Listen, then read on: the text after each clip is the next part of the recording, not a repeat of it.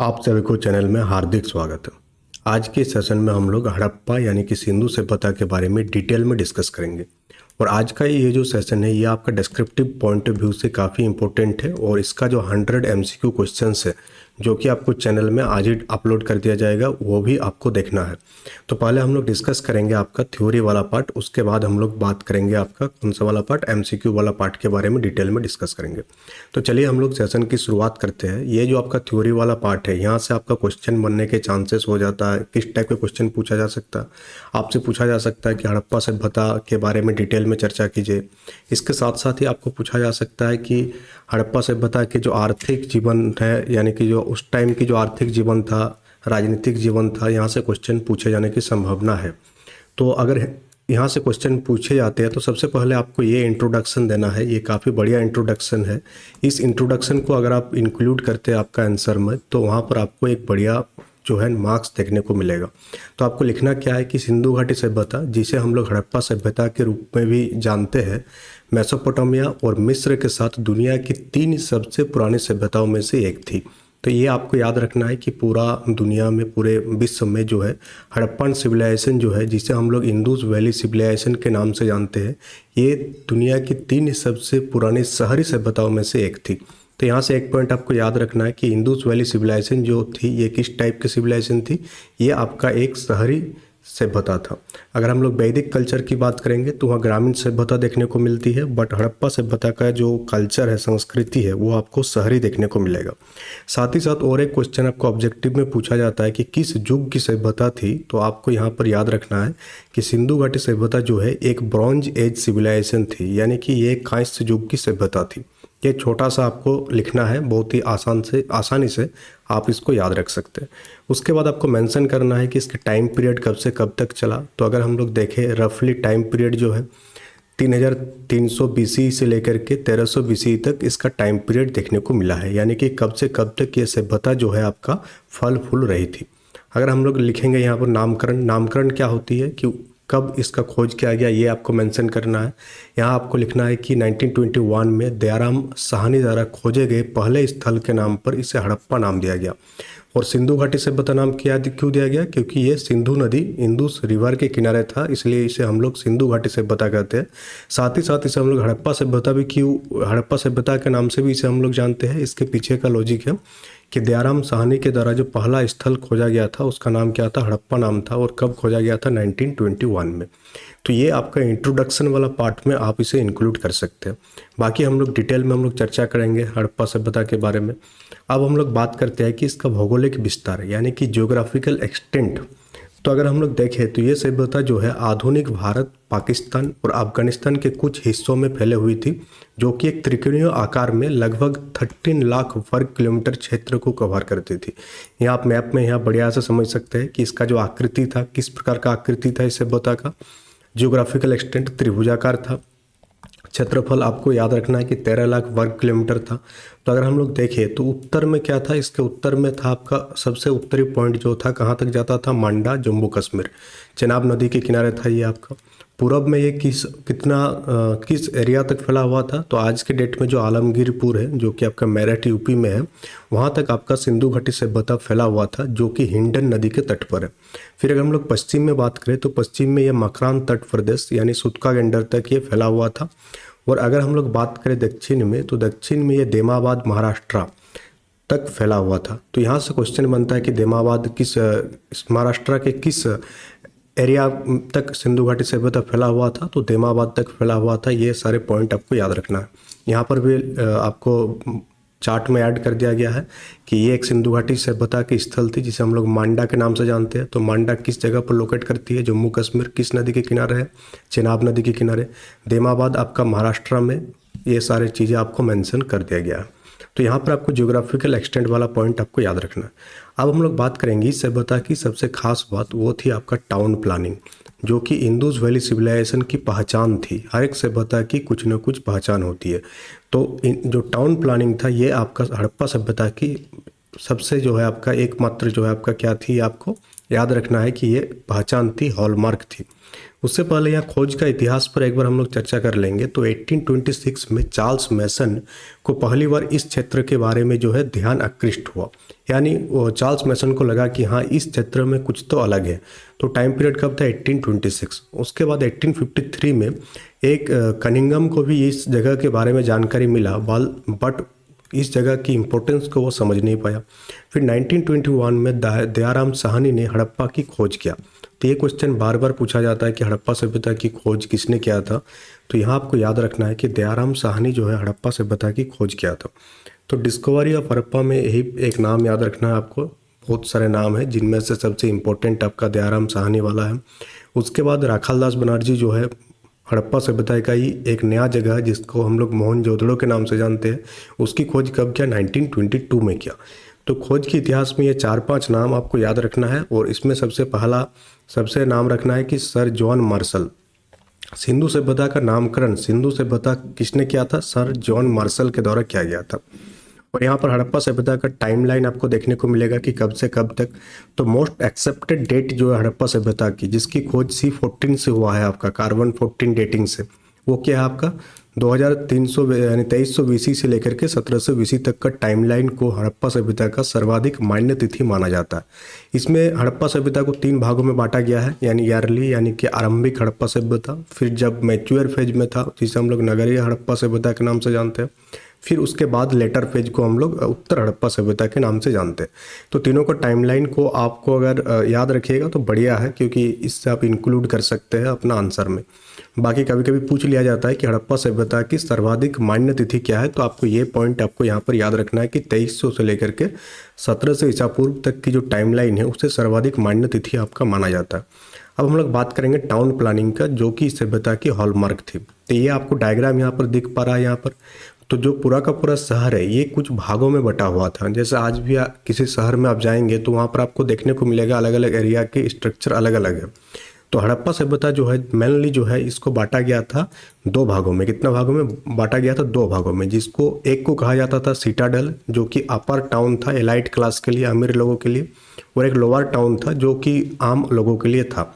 तो पहला पॉइंट आपको यहाँ पर याद रखना है कि हड़प्पा सभ्यता के शहर को आमतौर पर कितने भागों में विभाजित किया गया था? 2 भागों में, डिवाइडेड इनटू 2 पार्ट्स, जिसमें एक को कहा जाता था किला या गढ़, जो कि आपका अभिजात वर्ग के लिए था, ये ऊपरी शहर के नाम से जाना जाता है, और एक निचला शहर जो कि आम लोगों के लिए था। और यहाँ पर और एक पॉइंट याद रखना है, ये पॉइंट आपको मेंशन करना है कि the most unique feature of IBC was its systematic urbanisation. IBC की सबसे अनूठी विशेषता इसकी व्यवस्थित शहरीकरण था। आज भी आप इंडिया के किसी भी बड़े शहर में जाएंगे तो बारिश के दिन में आपको दिक्कत होगी, बट उस टाइम हड़प्पा सभ्यता इस टाइप से व्यवस्थित था कि बारिश हो कुछ भी हो, पानी आपको नहीं अटकता था शहर के अंदर, क्योंकि वे लोग कौन सा पद्धति अपनाते थे? ग्रिड प्रणाली को ये लोग क्या किए थे? अपनाया था। तो ग्रिड सिस्टम क्या है यहाँ पर आपको समझ में आएगा। ग्रिड सिस्टम था जिसमें क्या होता था कि हड़प्पा सभ्यता की जो सड़कें थी ये एक दूसरे को 90 डिग्री पर काटती थी। यहाँ पर आप देख पा रहे होंगे, मार्क कर रहे हैं हम। तो ये एक सड़क हो गया, ये एक रोड हो गया, ये एक दूसरा रोड हो गया, दोनों एक दूसरे को कितने डिग्री पर काट रही है? 90 डिग्री पर काटते थी। इसे ही हम लोग ग्रिड सिस्टम के नाम से जानते हैं। साथ ही साथ हड़प्पा सभ्यता में जल निकासी प्रणाली यानी ड्रेनेज सिस्टम काफ़ी एडवांस थी, और एक बहुत ही बड़ा नेटवर्क यानी ड्रेनेज सिस्टम की बहुत बड़ा नेटवर्क थी। हर घर से जो पानी निकलती थी वो बहुत ही व्यवस्थित तरीके से बाहर निकाल दिया जाता था, ताकि वो शहर में या घरों के बीच में जमा ना हो। साथ ही साथ हड़प्पा सभ्यता के लोग जो है किस प्रकार के ईंटों का प्रयोग किया है? पक्की ईंटों का प्रयोग किया है निर्माण में। और यहाँ पर आप देख पा रहे होंगे ये जो है ये वाला पार्ट, इसको हम लोग कहते हैं सिटाडेल, यानी कि ये टीला जो है ये आपका एलाइट क्लास के लिए है। उसके बाद ये जो निचला शहर आपको दिख रहा है ये आम आदमी के लिए है। बट हड़प्पा सभ्यता का एक जगह था जिसका नाम है धोलीबेरा में जो सिटी प्लानिंग था वो 3 भागों में डिवाइडेड था।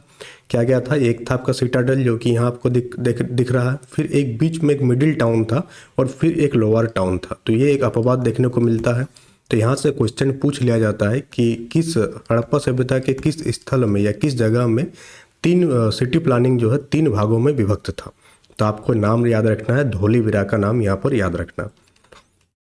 अब हम लोग हड़प्पा सभ्यता की अर्थव्यवस्था इन सभी चीज़ों पर डिटेल में डिस्कस करेंगे, तो एक एक करके आपको देखना है।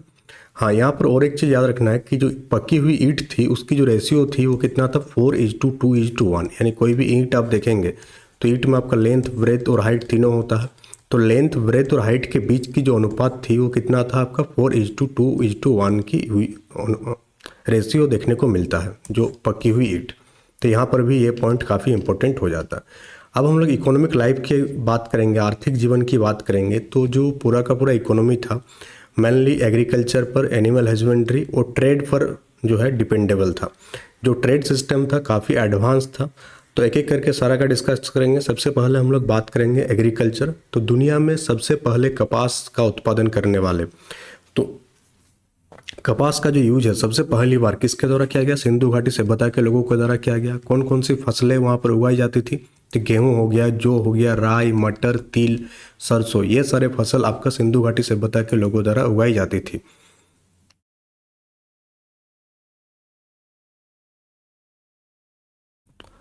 अब हम लोग बात करेंगे ट्रेड। तो ट्रेड काफ़ी एडवांस सिस्टम था और ट्रेड में कौन सा सिस्टम का यूज होता था, बार्टर सिस्टम यूज होता था। कोई भी कॉइन नहीं चलता था जैसे आज चलता है। बार्टर सिस्टम में क्या होती है, जो ऑब्जेक्ट होती है उसका एक्सचेंज होती है। किसी के पास ऑयल है, किसी के पास राइस है, तो दोनों के बीच में एक्सचेंज कर लिया जाता था। उसे ही हम लोग बार्टर सिस्टम के नाम से जानते हैं, यानी कि हिंदी में उसे हम लोग क्या कहते हैं, वस्तु विनिमय प्रणाली। साथ ही साथ विदेशी व्यापार भी काफ़ी फलता फूलता था। जैसे किन किन देशों के साथ विदेशी व्यापार होता था, मेसोपोटामिया के साथ मजबूत संबंध था आपका सिंधु घाटी सभ्यता के लोगों का। और मेसोपोटामिया के ग्रंथ में सिंधु क्षेत्र को किस नाम से पुकारा गया है, मेलुहा कहा गया है। तो ये भी कभी कभी पूछा जाता है कि मेलुहा जो है किस सभ्यता का नाम है, तो मेलुहा भी सिंधु घाटी सभ्यता का ही नाम है, क्योंकि इस क्षेत्र को मेसोपोटामियन जो थे वे लोग क्या कहते थे, मेलुहा के नाम से पुकारते थे। तो यहाँ पर आप देखेंगे हड़प्पा सभ्यता में जो तांबा है, तांबा कहाँ से आता था, खेतड़ी राजस्थान में जो लोकेटेड है, बलूचिस्तान, यहाँ से आपका तांबा आता था। जो लाजवर्द है यानी कि जो लैपलिस लाजुली है, ये आपका अफगानिस्तान से आता था। सोना कहाँ से आता था, दक्कन, कर्नाटक, अफगानिस्तान से सोना आता था। फिर चांदी कहाँ कहाँ से आता था, राजस्थान, अफगानिस्तान और ईरान से जो है चांदी का सप्लाई होता था। अब इस ट्रेड सिस्टम में माप तोल के लिए कुछ सिस्टम यूज होता था, कुछ मेजर पोर्ट्स था। तो यहाँ पर आप देखेंगे तो माप तोल के लिए जो है 16 का गुणज का यूज होता था, यानी 16, 32, 64 इस टाइप की चीज़ों का यूज आपका माप तोल में किया जाता था। और हम लोग मेजर पोर्ट्स की बात करेंगे तो लोथल हो गया, सूतका गंडर हो गया, ये सारे आपका सिंधु घाटी सभ्यता की मेजर पोर्ट से बंदरगाह है जहाँ से आपका फॉरेन ट्रेड चलता था।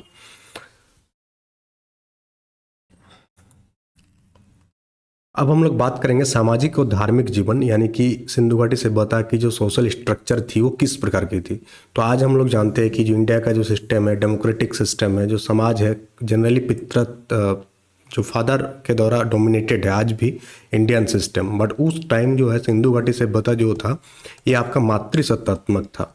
इसके पीछे का रीजन दिया गया है क्योंकि वो खुदाई में बहुत सारे महिला मूर्तियाँ देखने को मिली है, जिससे ये समझ में आता है कि जो सोसाइटी था वो किस प्रकार की थी, मातृसत्तात्मक थी और व्यवसाय के आधार पर वर्गों में विभाजित था। साथ ही साथ जो है कोई भी मंदिर नहीं मिला है, बट प्रकृति और प्रतीकों की पूजा किया जाता था सिंधु घाटी सभ्यता के लोगों के द्वारा। कैसे जानकारी मिला, जैसे एक मोहर मिला है जिसमें आपका जानवर जैसे कि हाथी, बाघ, गेंडा, भैंस और 2 हिरन है, घिरी हुई बैठी हुई आकृति दिखाई गई है, जिसे हम लोग मान रहे हैं कि ये किस भगवान की आकृति है, तो ये पशुपति महादेव की आकृति है। साथ ही साथ मातृ देवी का भी एक मूर्ति मिला है जो कि आपका किस चीज़ को रिप्रेजेंट करती है, स्त्री शक्ति और उर्वरता की पूजा को रिप्रेजेंट करती है।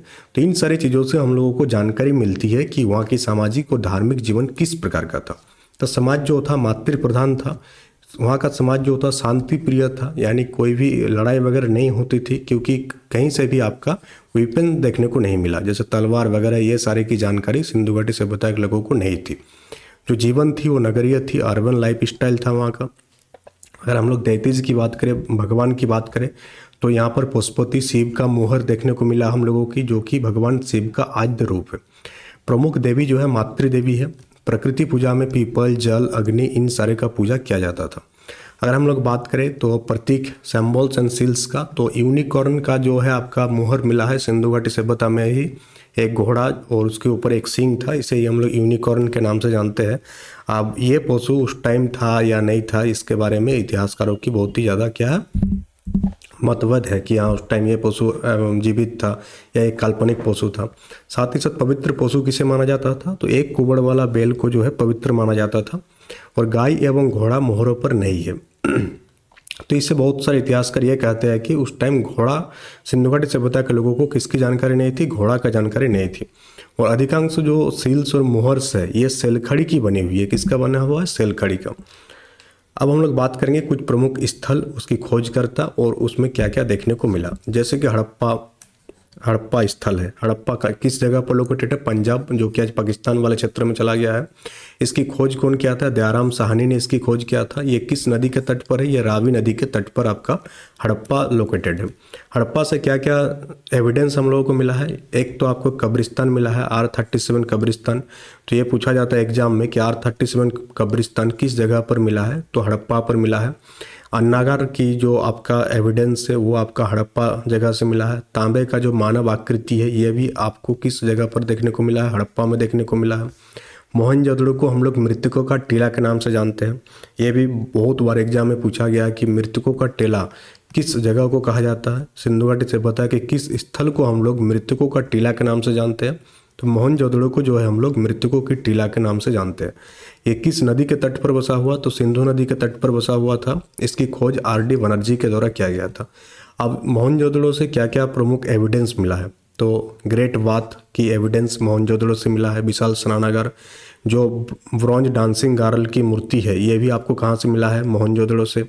फिर जो पशुपति मोहर है और सूती वस्त्र, इन दोनों का ही एविडेंस मोहनजोदड़ो से देखने को मिला है।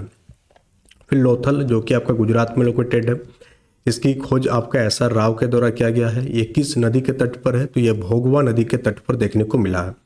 अब यहाँ से क्या क्या एविडेंस मिला है, गोदीवाड़ा के एविडेंस, यानी कि डॉकयार्ड जहाँ से फॉरेन ट्रेड मैनेज होता था। साथ ही साथ डबल ब्यूरियल यानी जुगल समाधान, एक ही समाधान में मेल एंड फीमेल देखने को मिला है, साथ में दफनाया गया था। तो जुगल समाधान का जो एविडेंस है कहाँ से मिला है, लोथल से मिला है। चावल का साक्ष्य और फारस की मोहर, जिससे ये पता चलता है कि उस टाइम फारस यानी जिसे हम लोग पारसिया कहते हैं, पर्शियन के साथ ट्रेड करता था कौन लोग, हड़प्पा सभ्यता के लोग। फिर हम लोग बात करेंगे कालीबंगा। कालीबंगा कहाँ पर लोकेटेड है, राजस्थान में लोकेटेड है, जिसकी खोज आपका BV लाल और BK थापर के द्वारा किया गया था, और ये घग्गर नदी के तट पर स्थित है। यहाँ से क्या क्या एविडेंस मिला है, तो जूता हुआ खेत का साक्ष्य, अग्नि वेदिकाई और लकड़ी की नाली देखने को मिला है। फिर आपका धोलीवीरा, धोलीवीरा कहाँ पर लोकेटेड है, गुजरात में, जिसकी खोज आपका JP जोशी और RS बिस्ट के द्वारा किया गया था। यहाँ से हम लोगों को एडवांस वाटर मैनेजमेंट की एविडेंस देखने को मिलता है। और साथ ही साथ जैसे पहले बताया कि सिंधु घाटी सभ्यता में नगर जनरली 2 भागों में बटा हुआ था, बट धोलीवीरा में ये 3 भागों में बटा हुआ था। 3 भाग यहाँ पर क्या क्या था, एक तो आपका सिटाडेल था, जो कि सिटाडेल जो है आपका एलाइट क्लास के लिए। फिर आपका जो लोअर वाला पार्ट था वो 2 भागों में था, बट यहाँ पर एक मिडिल पार्ट भी देखने को मिला है। क्या देखने को मिला, मिडिल, फिर आपका लोअर। तो यहाँ पर 3 भागों में देखने को मिला है क्या, आपका शहर का नियोजन, सिटी प्लानिंग। साथ ही साथ साइन बोर्ड का जो एग्जाम्पल है, साइन बोर्ड का एविडेंस है, ये भी कहाँ से देखने को मिला है, धोलीवीरा से ही देखने को मिला है। फिर चौहमदड़ो और बनावली किस नदी के तट पर है, सिंधु सरस्वती नदी के तट पर। यहाँ से आपका मनके बनाने का कारखाना यानी बीड फैक्ट्री का एविडेंस आपका चन्हुदड़ो से मिला है। और ये पूरा का पूरा यहाँ पर कोई भी सिटाडल देखने को नहीं मिला है। और बनावली से क्या मिला है, मिट्टी का हल, जो कि आपका टेराकोटा मूर्ति का साक्ष्य है। तो मिट्टी का हल कहाँ से मिला है, बनावली से मिला है।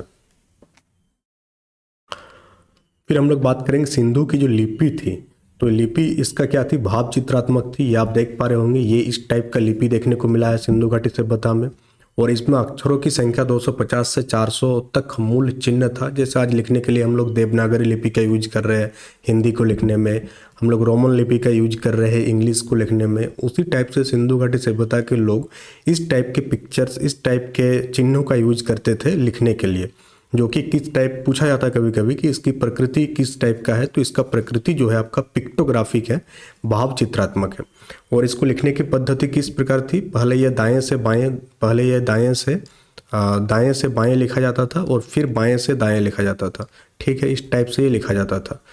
अब स्थिति अभी तक इसको पढ़ा नहीं जा सका। जैसे ये लिखा हुआ, ये क्या लिखा हुआ अभी तक हम लोगों को जानकारी नहीं है। तो इतने साल बीत जाने के बाद भी, AI आने के बाद भी सिंधु लिपि को हम लोग नहीं पढ़ पाए।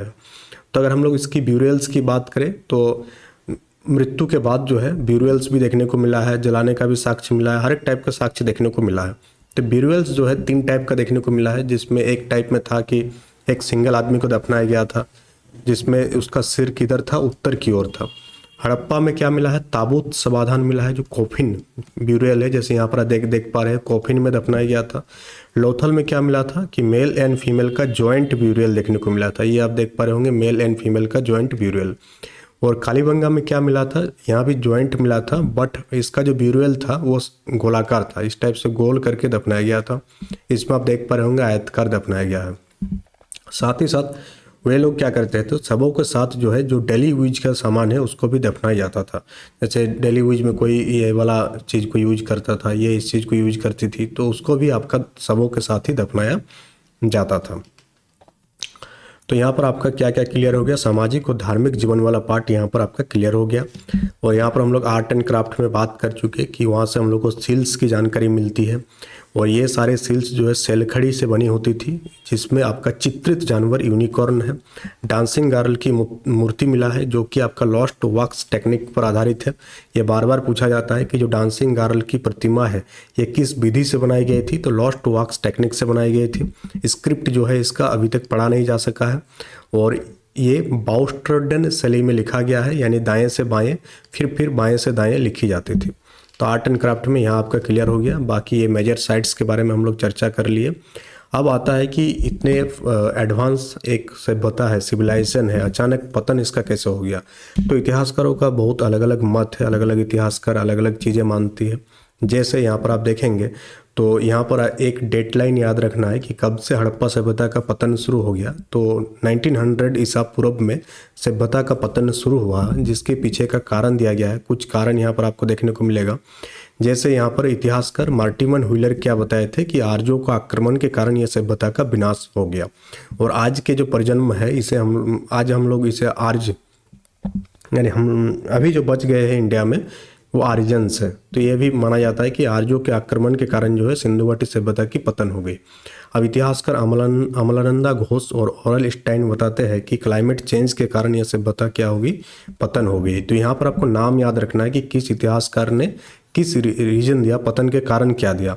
तो जैसे अमलानंदा घोष ने दिया कि क्लाइमेट चेंज के कारण इस सभ्यता की पतन हो गई, उसी टाइप से जॉन मार्शल और अर्नेस्ट मैके ने क्या बताया कि भयंकर बाढ़ के कारण इस सभ्यता की पतन हो गई। इतिहासकार एम.आर. साहनी क्या बताते हैं कि जियोलॉजिकल चेंज, यानी जो सिंधु नदी है इसका जो शिफ्ट हो गई, यानी नदी अपना रास्ता बदलते हैं, तो उसी टाइप से नदी जो है अपना रास्ता चेंज कर लिया है, जिसके कारण उस जगह पर क्या आ गया, अकाल वगैरह आ गया, खेती वगैरह नहीं हुआ, जिसके कारण इस सभ्यता की यहाँ पर पतन हो गया। बाकी यहाँ पर 2 पॉइंट यहाँ पर आपको और देखने को मिलेगा कि सिंधु घाटी सभ्यता और वैदिक सभ्यता में क्या डिफरेंस है, ये पॉइंट भी आपको याद रखना है। सिंधु घाटी सभ्यता जो है एक अर्बन सिविलाइजेशन थी, वहीं आपका वैदिक सभ्यता जो है आपका ग्रामीण सभ्यता थी। यहाँ की लिपि को हम लोग नहीं पढ़ पाए हैं, सिंधु घाटी सभ्यता की लिपि को, बट वैदिक सभ्यता में ऐसा कोई लिपि नहीं था। सिंधु घाटी सभ्यता की जो युग था कांस्य युगीन था, और सिंधु घाटी सभ्यता के लोगों को लोहे का ज्ञान नहीं था। फिर वैदिक एज क्या था, आपका पूरा का पूरा लोहे पर डिपेंडेबल था। और साथ ही साथ सिंधु घाटी सभ्यता के लोग कोई भी वेपन्स का यूज नहीं करता था, बट वैदिक सभ्यता में अस्त्र शस्त्र का प्रयोग देखने को मिला है भारी भरकम। तो इस टाइप से आपका पूरा का पूरा जो थ्योरी वाला पार्ट है सिंधु घाटी सभ्यता का, ये आपका कंप्लीट हो जाता है। और बहुत सारे पॉइंट और भी हम यहाँ पर ऐड कर दिए हैं जो आपका एग्जाम पॉइंट ऑफ व्यू से इम्पोर्टेंट है। जैसे कि यहाँ पर आप देख पा रहे होंगे कि सिंधु घाटी सभ्यता और मेसोपोटामिया सभ्यता के बीच में क्या समानताएं थी या क्या डिफरेंस थी, ये सारे टेबल के फॉर्म में आपको ऐड कर दिया गया है, ताकि आप इन सारी चीज़ों को और बढ़िया से समझ सकें। तो चलिए हम लोग यहाँ पर आपका थ्योरी वाला पार्ट कंप्लीट हो जाता है, और इसके बाद जो वीडियो आपका अपलोड होगा वहाँ पर हम लोग 100 टॉप MCQ क्वेश्चन देखेंगे, जो कि आपका सिंधु घाटी सभ्यता पर बेस्ड है। और ये सारे क्वेश्चन आपका NCERT बेस्ड है और आपके एग्जाम पॉइंट ऑफ व्यू से काफ़ी इंपॉर्टेंट होगा। तो इस वीडियो को देखने के बाद आप इस वीडियो को देखिएगा तो 100 क्वेश्चन में आप आसानी से सारी चीज़ों को सॉल्व कर सकते हैं। तो चलिए हम लोग मिलते हैं नेक्स्ट वीडियो में। Thank you for attending the session.